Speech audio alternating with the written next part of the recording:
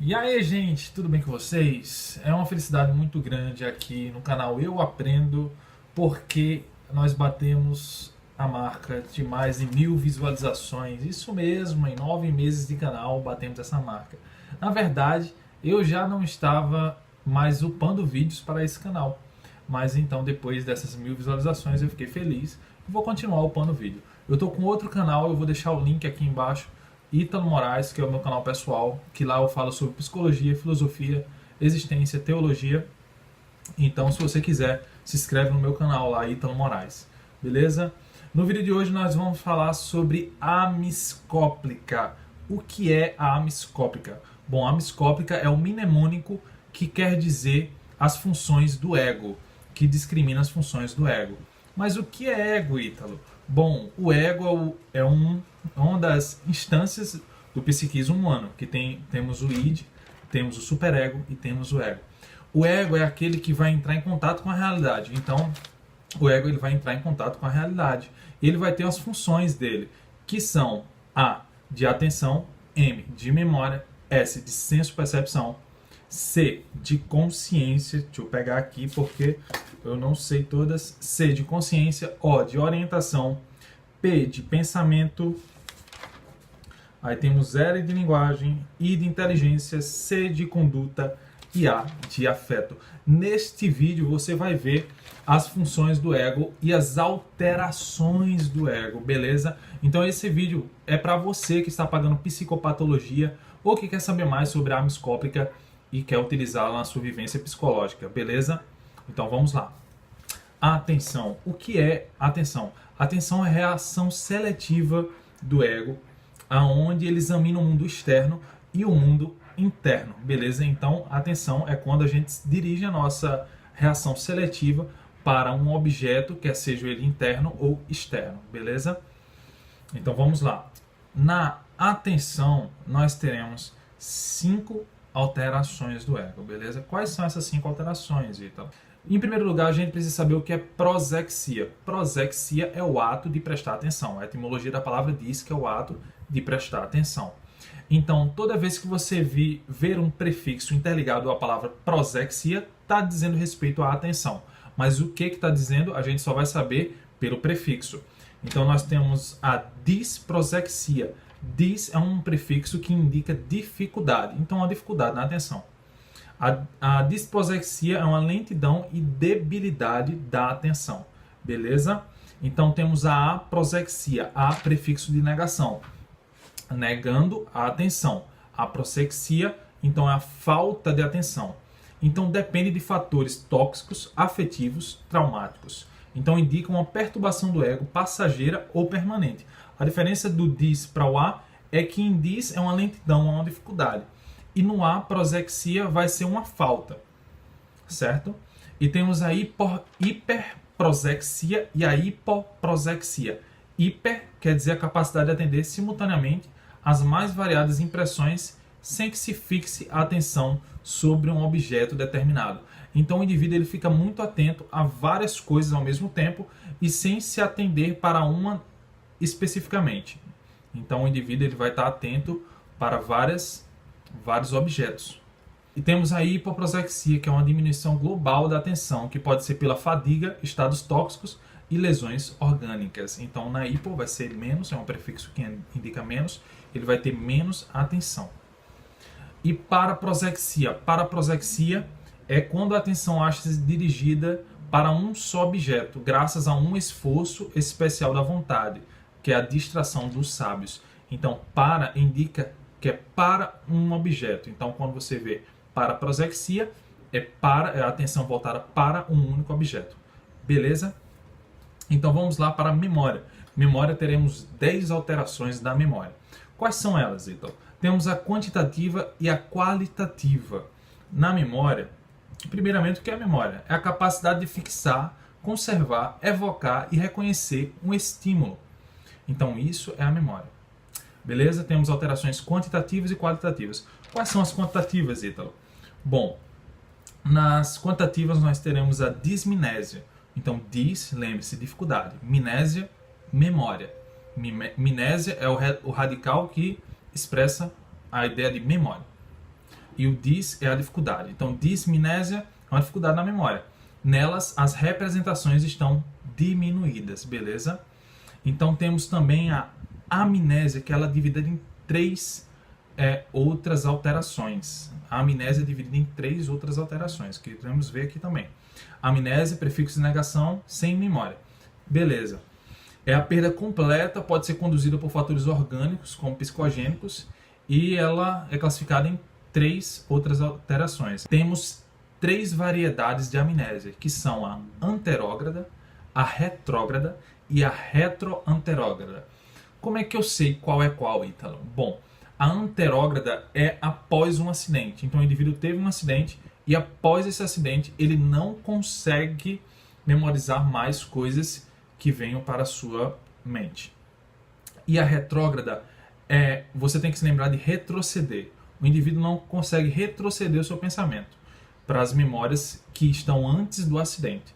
Então a retrógrada é antes do acidente que ele não consegue evocar essas memórias, e a anterógrada é após o acidente. E a retroanterógrada é a perda total. O indivíduo não consegue nem antes nem depois do acidente. Então ele não tem memória alguma. Então é a amnésia total. Beleza, temos as qualitativas também. Quais são as qualitativas? Bom, as qualitativas são a déjà vu, ou fenômeno já visto. Então o indivíduo ele vai visualizar um objeto, vai visualizar uma situação e vai pensar ter visto aquela situação, aquele objeto, sem nunca ter visto. Entendeu? Ele vai pensar que aquele fenômeno já foi visto por ele, mas ele nunca viu. Então essa é uma alteração na memória chamada déjà vu. Tem até um filme chamado Déjà Vu, não sei se vocês já viram, bem legal. Temos também o fenômeno nunca visto. Nesse, o indivíduo vai focalizar um objeto, vai focalizar uma situação e vai dizer que nunca viu essa situação, esse objeto. Mas, na verdade, ele já viu e já vivenciou aquela situação, sendo que ele não vai estar lembrado, entendeu? Então, fenômeno nunca visto é quando o indivíduo visualiza algo que ele já viu e simplesmente não reconhece.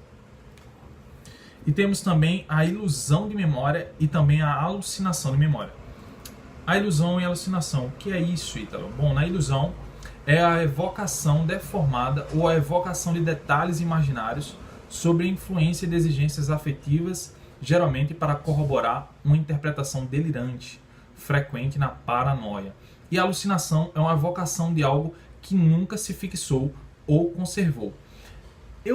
A gente pode avançar um pouco para retroceder agora, na ilusão e na alucinação na memória.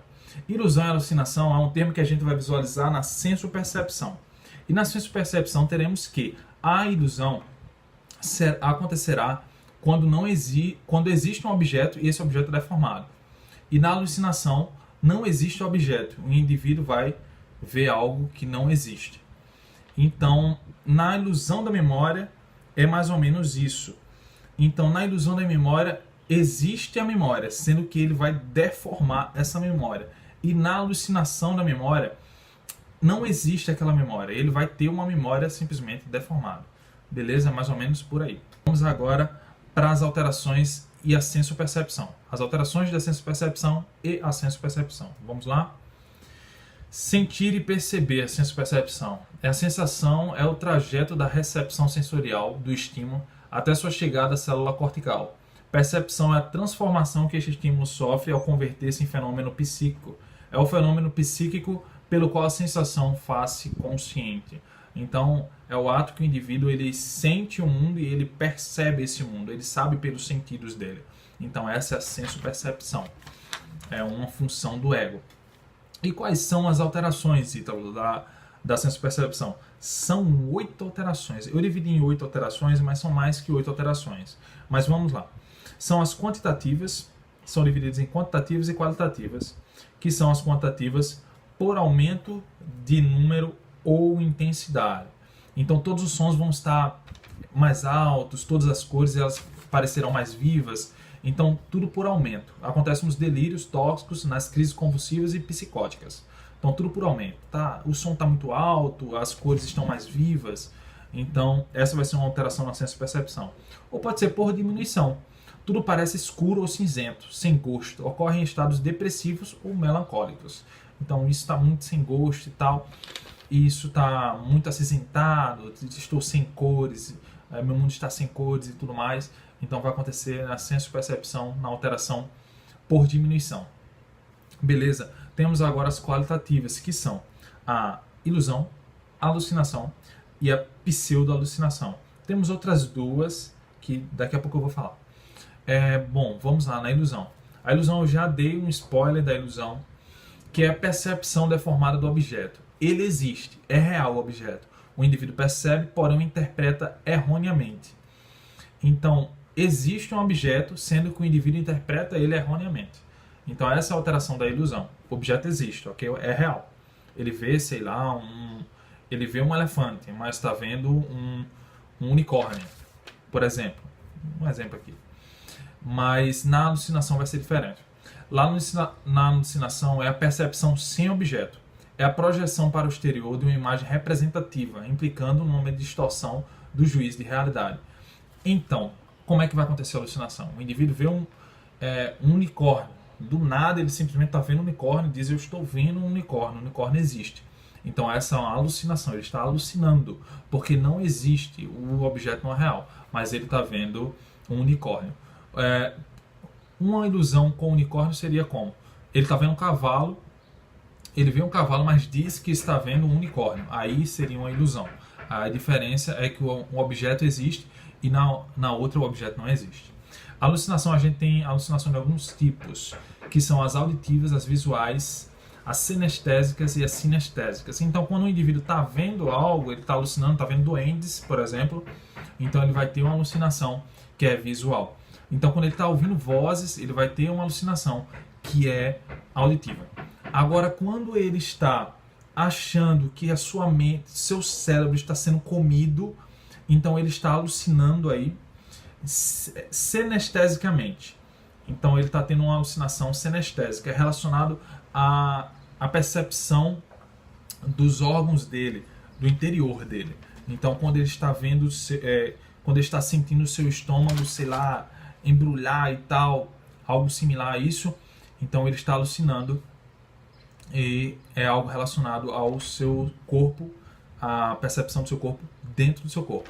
Agora, qual a diferença para sinestésica e sinestésica? Na sinestésica é em relação ao seu corpo, é o seu corpo fora do seu corpo. Então o indivíduo está vendo as paredes se moverem, está compreendendo o seu corpo se mexer de uma determinada forma. Então essa alucinação é sinestésica. Beleza? E temos as pseudo-alucinações. Qual a diferença da alucinação para a pseudo-alucinação? Bom, na pseudo-alucinação, o indivíduo ele vai estar alucinando, ele vai estar vendo duendes, mas ele vai saber que aquilo dali é uma alucinação e aquilo dali não é real. Então, na alucinação, o indivíduo tem uma alucinação que não tem um objeto, que não é do real, mas ele compreende que aquilo dali não é real. Entendeu? Eu estou vendo um gafanhoto gigante, mas eu sei que aquilo é um efeito de uma droga, eu sei que aquilo dali não é real. Não existe gafanhotos gigantes, não existem doentes, mas eu estou vendo aquilo dali, eu estou alucinando e estou consciente da alucinação. Então, um cara que alucina e é consciente de sua alucinação está tendo uma pseudo-alucinação. Beleza? Vamos lá, agora da senso-percepção. Perdão, voltando, senso-percepção. Temos também a alteração da sensação de dor, quando o indivíduo simplesmente bate a sua cabeça contra a parede e simplesmente não sente dor. Então, isso é uma alteração na sensação de dor, na percepção de dor. Beleza? E temos a alteração gustativa também, quando o indivíduo come e simplesmente sente aquele alimento de uma forma diferente, que não é real. Então, ele está tendo uma percepção daquele alimento de forma diferente. Então, é uma alteração gustativa. Beleza? Vamos para a próxima. Consciência. Nós temos o indivíduo. Consciência é o estado de clareza do sensório ou clareza mental, que possibilita o reconhecimento do próprio eu e do próprio ambiente. Importa o nível de alerta e de quão desperto e funcionante está o sistema nervoso central. Então, quando o indivíduo está tendo clareza do seu sensório, clareza de sua mente. Então, um indivíduo que está consciente é um indivíduo que está lúcido. Então, uma pessoa lúcida é uma pessoa que está consciente. Agora, quando ela não está consciente, ela vai ter duas outras alterações. Vamos ter duas alterações, que é a por obscurecimento e por estreitamento. A por obscurecimento é quando simplesmente a consciência do indivíduo está apagada. É quando ele está em coma, por exemplo. Então, quando ele está em coma, ele está por obscurecimento, tendo uma alteração na consciência. E quando por estreitamento, como é que é, Ítalo?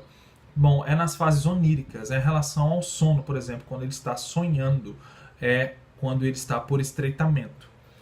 Deixa eu ler aqui. Encontra-se nos estados crepusculares ou oníricos, como eu falei. É a substituição das impressões corretas por outras falsas, de tal forma que a compreensão do mundo se torna parcial ou errônea. Então, no estado de sono, ele está por estreitamento. Beleza? Vamos lá. A próxima, orientação. Amisco. A gente está no co, beleza? Orientação. Orientação é um processo pelo qual aprendemos o ambiente e nos situamos em relação a ele. Depende da atenção, da consciência e memória. Quando o indivíduo está orientado, é quando ele está simplesmente orientado de si próprio e também do ambiente onde ele está. Agora, quais são as alterações de orientação dessa função do ego? É desorientação autopsíquica e desorientação alopsíquica. Desorientação autopsíquica é quando o indivíduo ele não está orientado em relação a si próprio. Então, qual é o seu nome? Não sei meu nome. Qual é a sua idade? Não sei minha idade. Então, ele está tendo uma desorientação autopsíquica. Agora, alopsíquica quer dizer em relação ao ambiente. Então, o indivíduo não sabe onde está, não sabe em que ambiente está, ele está desorientado alopsiquicamente. Beleza? Vamos agora para o pensamento. Pensamento, nós teremos 3 formas de ver os distúrbios do pensamento. Quais são, Ítalo? Bom, é PCC. Para você decorar, é produção, curso e conteúdo. Então, vamos lá para a produção. Quais são as alterações que podemos ter de produção do pensamento? Podemos ter um pensamento lógico ou um pensamento mágico. Como é que podemos saber se o pensamento é lógico? Eu fui para a praia ontem. Esse pensamento é lógico? É lógico, sim. Ir para a praia é algo normal. Agora, eu estava falando com um doente ontem. Um doente. Eu estava vendo um unicórnio. Esse pensamento é lógico ou é mágico? É mágico. Porque isso não é lógico, não é algo lógico, não é algo que a gente vê no real. Então, esse é um pensamento mágico. Então, na produção, podemos ver se o pensamento ele é lógico ou ele é mágico. Beleza? E temos também agora as alterações do curso de pensamento. Nas alterações do curso de pensamento, temos a fuga de ideias. É o primeiro dessas 6 alterações que teremos. Fuga de ideias é por aumento da atividade associativa e por desvio rápido de uma ideia a outra. As ideias seguem em sucessão clássica, mas não progridem para a ideia final, de modo que esta nunca é alcançada. Então, o indivíduo que está com fuga de ideias é um indivíduo que não está concatenando as ideias uma com as outras. Então, eu não sei nem dar um exemplo direito em relação a isso, mas ele vai estar fugindo às suas ideias. Beleza? Vamos lá, para a inibição do pensamento. Inibição do pensamento, o início e o curso do pensamento são lentos. Ele fala devagar e em voz baixa. Observa-se em síndromes depressivas e esquizofrenia. Beleza? É mais ou menos assim. Eu fui pra... O indivíduo queria falar, eu fui pra praia ontem, mas ele não consegue falar de forma normal. Ele simplesmente fala bem devagarzinho, bem lentamente, de forma bem depressiva, tá certo? Essa é a inibição do pensamento. A perseveração. Perseveração é quando há uma repetição automática e frequente de ideias que são introduzidas por um material de recheio para preencher as falhas na evocação de novos elementos. Como é isso, Ítalo? Perseveração. O indivíduo persevera, por exemplo, em falar né. A perseveração é uma alteração, né? É uma perseveração, existe, né? Vocês entenderam? Entendem? Entendem? Vocês estão entendendo? Então o indivíduo ele fala muito né, ou ele fala muito entende, ou ele fala sabe, várias vezes dentro da frase, dentro do seu contexto, quando ele está falando. Então é perseveração. Ele está tendo uma perseveração, ele está tendo uma alteração, um distúrbio no curso do pensamento que se chama perseveração. Temos então a prolixidade. Na prolixidade, o indivíduo ele fala muito e não fala nada ao mesmo tempo. Tá certo? Minuciosidade excessiva do pensamento. O objetivo ideatório é alcançado, mas só depois de inúmeros detalhes triviais que fazem divagações tediosas. Então, o indivíduo que fala muito, para falar uma coisa que poderia ser resumida em uma frase. Isso é a prolixidade. Temos também a desagregação do pensamento. As associações perdem suas conexões normais, mostram-se despedaçados, desorganizados, perde toda a coerência, não só no seu conjunto, mas nos seus termos e ideias. Desagregação do pensamento. Temos também o bloqueio ou interceptação, que tanto a expressão quanto ao curso do pensamento cessam bruscamente. Então, a condição determinante da desagregação. Bloqueio, o indivíduo vai falar, eu fui para a praia ontem, eu fui para. Parou, bloqueou o pensamento dele. E temos agora, esses 6 foram os distúrbios de curso do pensamento. Agora teremos os distúrbios de conteúdo. No conteúdo teremos as ideias supervalorizadas. Então, quando as ideias que têm carga afetiva mais forte tendem a dominar, o conteúdo do pensamento mostra uma propensão para centralizar-se ao redor de um tópico especial. Toda personalidade é absorvida pela ideia, será um determinante da conduta. Então, quando aqueles indivíduos que falam muito sobre futebol e tudo ele consegue falar, você está falando sobre outras coisas e tudo ele consegue colocar o futebol no meio. Ou aqueles indivíduos religiosos, que tudo eles conseguem falar sobre, evocar sobre religião, falar sobre religião. Então, todos os pensamentos vão girar em torno, por conta da carga afetiva, vão girar em torno do pensamento. Ou vão girar em torno do futebol, ou vão girar em torno da religião, ou vão girar em torno de outra coisa. Então, quando o afeto do indivíduo estiver direcionado a isso, e os seus pensamentos sempre evocarem uma mesma coisa, o mesmo conteúdo, então ele vai estar tendo uma alteração de ideias supervalorizada, uma supervalorização das ideias. Beleza? Temos também os delírios. O que são delírios? É uma ideia ou conjunto de ideias erradas aceitas pelo juízo de realidade. Então, delírios é uma ideia errada e o indivíduo aceita como ela que é real. Beleza? Temos alguns delírios. São muitos delírios. São cerca de mais de 10 delírios. Vamos para cada um deles. De grandeza. Temos o delírio de grandeza. Não sei se vocês conhecem. Aquele indivíduo bem narcisista. Então, aumento subjetivo de todos os valores relativos à personalidade. O doente acredita ser poderoso, rico, belo, amado, inteligente, etc. Então, o indivíduo que está se achando muito grande aí, ele está tendo um delírio de grandeza. Quando ele acha que supervaloriza a sua personalidade. Então, temos também um delírio de autoacusação. Se avora em juízo inflexível, severo de suas próprias ações. Então, o indivíduo que está se autoacusando, ele tem um juízo muito acusatório em relação a si mesmo, ele está tendo um delírio de autoacusação. Temos delírios persecutórios, que aqui temos que as ideias agressivas e hostis que o doente atribui ao outro refletem seus próprios desejos, frequente em nossa cultura. Então, delírios persecutórios, um indivíduo que vai estar achando que as pessoas estão perseguindo ele. Então, isso acontece muito nos caras lá da religião, né? Estão me perseguindo e tal. Os caras da religião, os líderes religiosos evangélicos, por exemplo, do Brasil, eles têm muito esse delírio de perseguição. Sempre as pessoas estão perseguindo eles.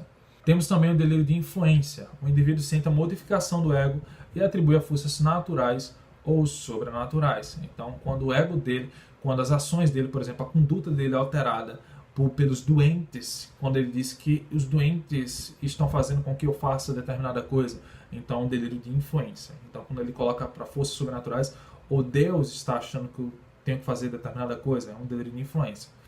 Temos também as ideias de referência. Ideias de referência. Algumas ações ou observações fala de outras pessoas que não se refere ao doente, é sentido como dele. Então, ele escuta outras pessoas falando de uma terceira pessoa e acha que é com ele. Ele está, por exemplo, dentro de uma aula, dentro de uma sala de aula, ele está escutando um professor falar sobre uma terceira pessoa, sobre determinado caso clínico, e ele pensa que é com ele. Então, essa é uma ideia de referência. É um delírio. Beleza, pessoal? Acontece muito o delírio de referência com o delírio persecutório. Quando o indivíduo está se sentindo perseguido, ele tem esse distúrbio também de achar que as pessoas estão falando dele.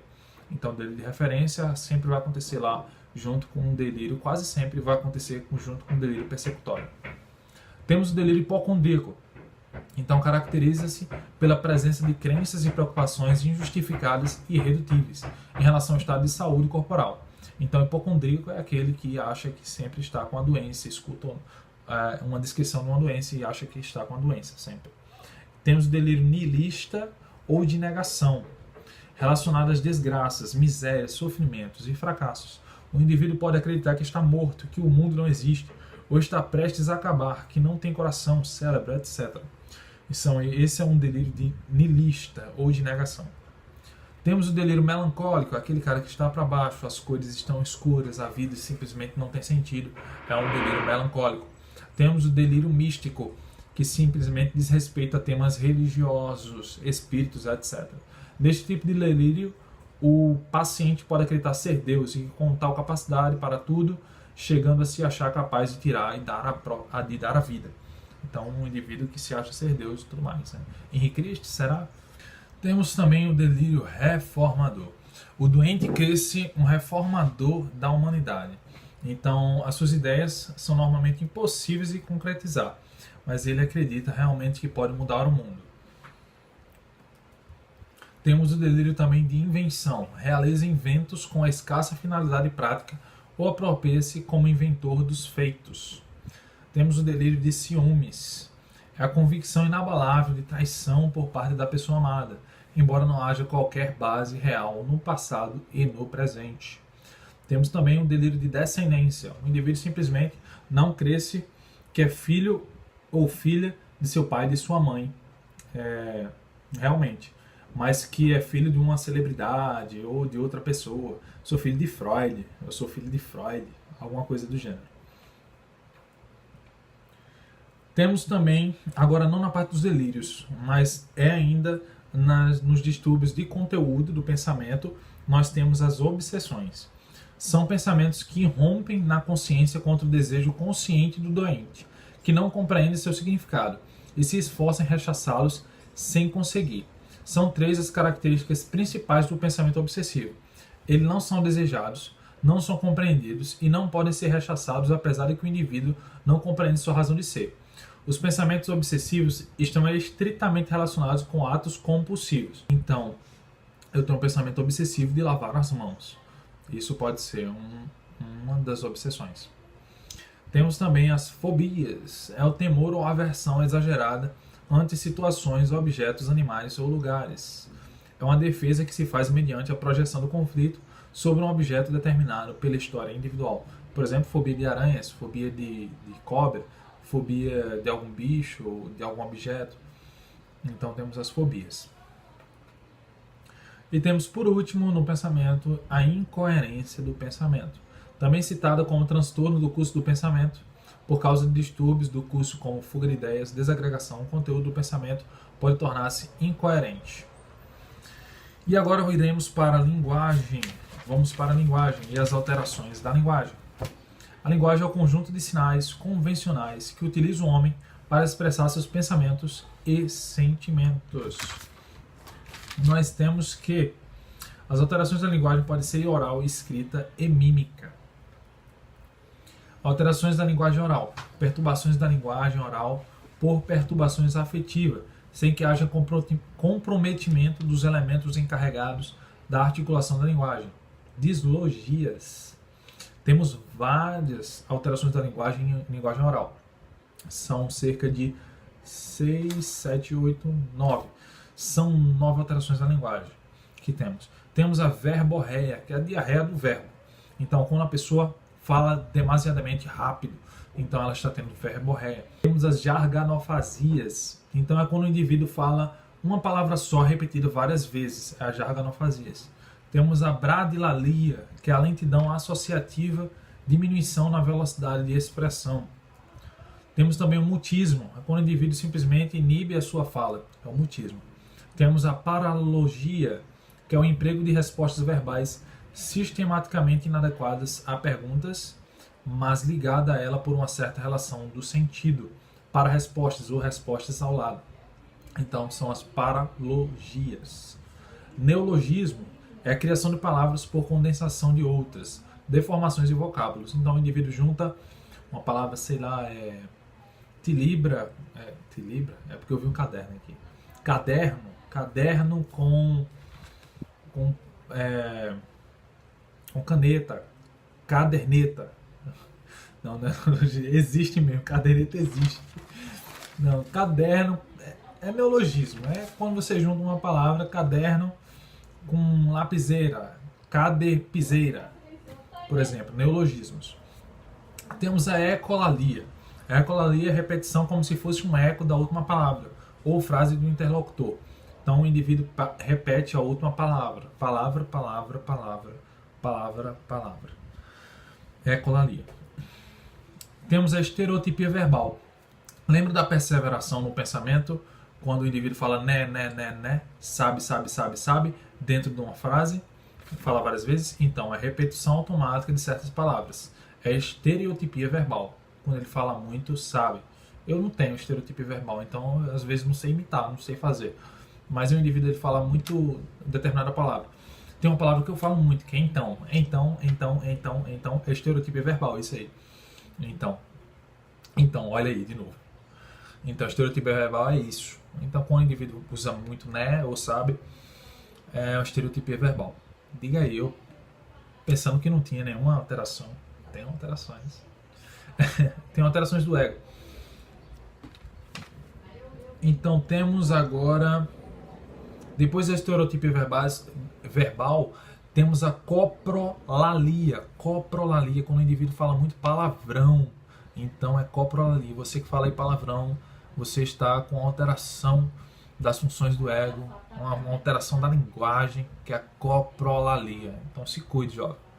Temos agora a modificação da emissão da linguagem oral, que compreende um vasto grupo de perturbações que pode ser classificadas em...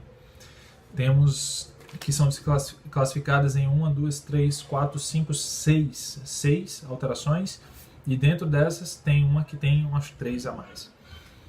Temos a disartria, que é o tropeço, o enrolar silábico, que impede o correto pronunciamento das palavras. Por exemplo, paralelepípedo, clínica neurológica, e etc. Quando o cara fala não sei imitar porque eu sei falar errei. Paralelepípedo eu já falei, mas aí já era outra alteração da linguagem que a gente já vai ver adiante. Eu troquei aqui o R pelo L, na verdade. Temos a dislalia, dificuldade na linguagem oral, que pode interferir no aprendizado da escrita. A criança omite e faz substituições, distorções ou acréscimo de sons. Na dislalia temos a omissão, que é o não pronunciamento dos sons, por exemplo, como tomei, aí eu falo omei, isso é uma omissão. Temos a substituição, que é troca alguns sons por outros, por exemplo, barata eu troco por balata. Ou temos o acréscimo, que no acréscimo temos ela introduz mais um som. Atlântico, aí eu falo atelântico. Então, na dislalia, por substituição, que é essa que a gente falou agora, de barata para balata, temos o rotacismo, o landacismo e o sigmatismo. Rotacismo é o que, Ítalo? Rotacismo, a palavra tem um R, mas eu troco pelo L. Barata, balata. A criança troca balata. Então, landacismo, a palavra tem um L, mas é trocado pelo R. Por exemplo, calçada, aí eu falo carçada. E temos o sigmatismo, que é a troca do S pelo X. Por exemplo, saúde, eu falo chaude. Xuxa tinha muito isso de sigmatismo, não é verdade? Xuxa, chá. E temos agora a anartria. A anartria é outra alteração, que é a perda da capacidade articulatória. Temos a disfenia, que são desordens na emissão da palavra, não de causa orgânica. Estão incluídas a tartamudez, que é o gago, ou balbuciar, disfenia. Temos as disfonias, que são os defeitos na voz por perturbações do aparelho de fonação, por exemplo, afonia, rinofonia. Disfonias. Temos as disfasias, por último, em modificação da emissão da linguagem oral. Temos a debilitação ou perda na formação das associações verbais por diminuição da capacidade mental devido a enfermidade, choque ou trauma. Então, temos alteração agora, alteração mímica. Lembra que a gente divide linguagem em linguagem oral, escrita e mímica? Agora vamos para a linguagem mímica. As alterações da linguagem mímica, que são as seguintes. Temos a hipermímica, que é o indivíduo simplesmente que se expressa com muita mímica. Temos a hipomímica, que é aquele indivíduo que se expressa com poucas mímicas.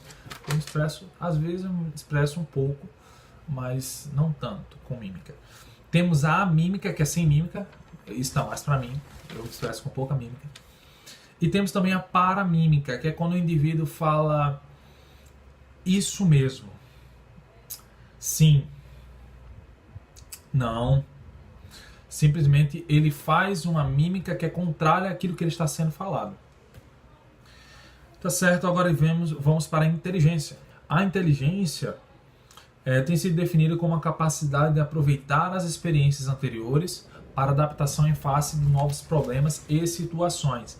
Então eu tenho uma nova situação e eu consigo simplesmente utilizar a minha vivência anterior para aquela situação ali.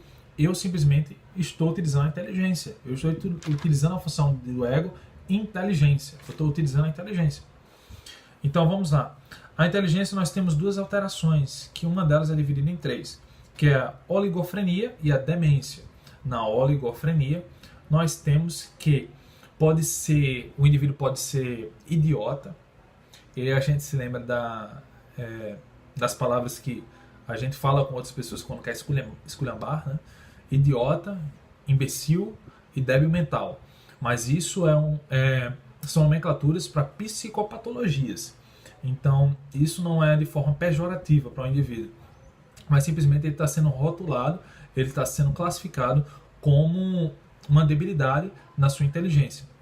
Então, o idiota, ele tem idade mental inferior a 3 anos. E tanto o idiota como o imbecil, como o débil mental, eles só podem ser caracterizados com um teste de QI. Então, com o teste de QI, a gente pode dizer que o indivíduo tem uma dificuldade na inteligência. E um imbecil, a imbecilidade tem idade mental de 3 a 7 anos, que o QI varia de 25 a 49. O idiota ele é abaixo de 25. E o débil mental ele tem entre 7 a 10 anos. E o QI é entre 50 e 70. Temos também a demência, que neste grupo inclui as disfunções da eficiência intelectual devido ao empobrecimento global progressivo e persistente. E agora iremos para a miscóplica. Estamos no C, de conduta. Na conduta, teremos as seguintes condutas. Teremos a conduta de hiperatividade. O propósito nunca é alcançado, pois o objeto de trabalho é constantemente mudado, empreende uma nova atividade sem ter completado a primeira. Então é um indivíduo que é hiperativo, isso a gente conhece facilmente. Temos a hipoatividade, que executa lentamente como se fosse um esforço penoso. Hipo, menos atividade, atividade. Então, menos atividade. Hiperatividade, mais atividade. Temos também a catalepsia, que é uma constante imobilidade numa posição qualquer. Os membros estão rígidos. Uma forma cataléptica é a flexibilidade séria. Séria com C.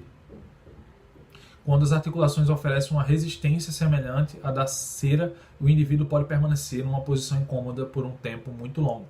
Cataléptico, então é um indivíduo que está paralisado, com seus membros paralisados. Temos os maneirismos, que são gestos peculiares da marcha. Um exemplo de maneirismo é aquele mofi. Aqui a gente chama de mofi, né, na Paraíba, que é aquele ladrão, aquele boyzinho ladrão. Se chama de mofi. Então, quando ele anda simplesmente abanando atrás na bunda. Então, isso é um maneirismo, é uma marcha utilizada maneirismo. Eu estou tentando fazer aqui, mas não está pegando. tá certo? Mas é o maneirismo. Temos também as estereotipias, que é a repetição de certas atividades e do mesmo tipo de movimento. Por exemplo, se eu falasse então, então, então, toda vez que eu falasse então, eu fizesse assim, com o dedo, seria uma estereotipia.